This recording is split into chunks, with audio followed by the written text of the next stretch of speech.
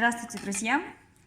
Сегодня я расскажу, как можно сделать волшебный чудо-чай от простуды. Уникальное средство, работает просто на ура в любую эпидемию. И если вам свойственно часто простужаться, у вас болит горло, заложен нос, а все вокруг чувствуют себя хорошо, то с таким чаем даже во время эпидемии вы будете здоровы, несмотря на то, что все на работе, в школе, дома простыли, болеют. Отмечу, что чай, приготовленный на основе всего одного зубчика чеснока, является более эффективным, чем нежели просто употребление чеснока с пищей, даже целой головки. То есть здесь важна именно технология приготовления, а не количество чеснока. Я беру в среднем небольшой зубчик и режу его на маленькие квадратики. В принципе, можно и натереть на терке. Я привыкла так. Вот разделяю его и на маленькие кубики.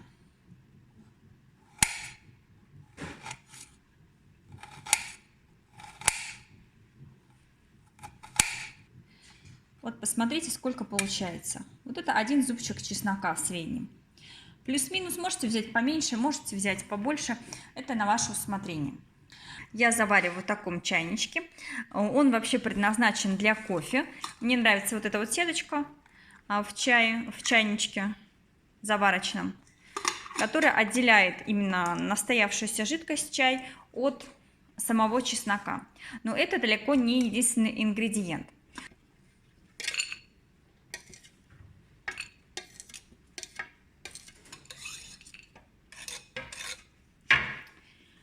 И теперь нужно заварить горячей водой, не кипяченой. Температура воды должна быть около 70 градусов, не больше.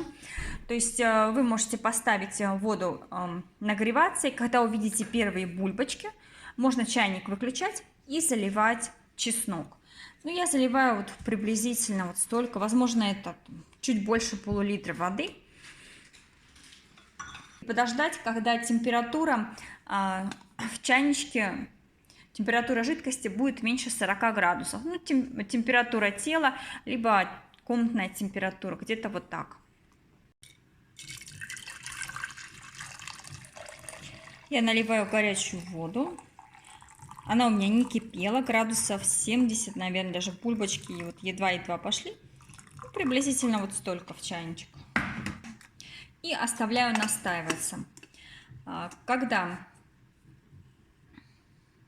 наш чесночный чай настоится и температура будет ниже 40 градусов, добавьте чайную ложечку меда и дайте еще настояться минут 15-20. После этого чай будет готов, и его можно понемногу пить в течение дня. Я обычно оставляю такой чай на столе после первичного заваривания приблизительно на 6-8 часов, а потом храню в холодильнике. Как применять данный чай?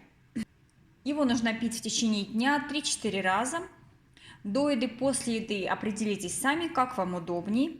Я обычно наливаю небольшое количество чая отдельно в чашку и разбавляю такой водой комнатной температуры. Самое главное, чтобы температура не превышала 40 градусов, так как чай содержит мед, а мед при температуре выше 40 градусов становится канцерогеном. То есть эффекта от него не будет, даже будет вред. Поэтому обязательно следите за температурой, чтобы он был слегка тепленький, чай, и не более того. Сколько наливать чай и как разбавлять, это тоже смотрите по себе. То есть вы можете, допустим, 50-100 мл налить, либо побольше, или разбавить. То есть как вы будете принимать, это уже смотрите по самочувствию. Вначале, конечно же, можно почаще его пить. Можно пить перед едой, можно пить после еды. А если же вам нужно ходить на работу, то могу сказать, что запаха от чеснока практически нет. Ну, то есть можно сказать, его нет. Если вы работаете с клиентами, то можно после приема чая запить его, чесночного чая, запить его каким-нибудь травяным чаем, например, тем же самым мятным. Однако, в общем, запаха вот привычного, который мы чувствуем после того, как поедим чеснок, такого вообще нет. То есть совсем-совсем тоненькая нотка может быть, а так можно спокойно такой чай пить и на работе, и дома. И самое интересное, если вы склонны к простудным заболеваниям, то в период эпидемии, если вы будете пить такой чай, то вы будете здоровыми, несмотря на то, что окружение, среди вашего окружения очень многие болеют. Универсальная вещь. Но опять же, сильно не увлекайтесь, не нужно пить этот чай там бесконечными месяцами. По мере необходимости вы попили, допустим, время простуды недельку. И этого достаточно. Сделайте перерыв. То есть средство очень мощное, очень эффективное, можно сказать, практически бесплатное и работает гораздо эффективнее большинства антибиотиков и безопасно для организма. Очень советую попробовать. Храните его в холодильнике. Вот такого настоя хватает где-то на 2 суток. И будьте всегда здоровы. А я с вами прощаюсь. До новых встреч.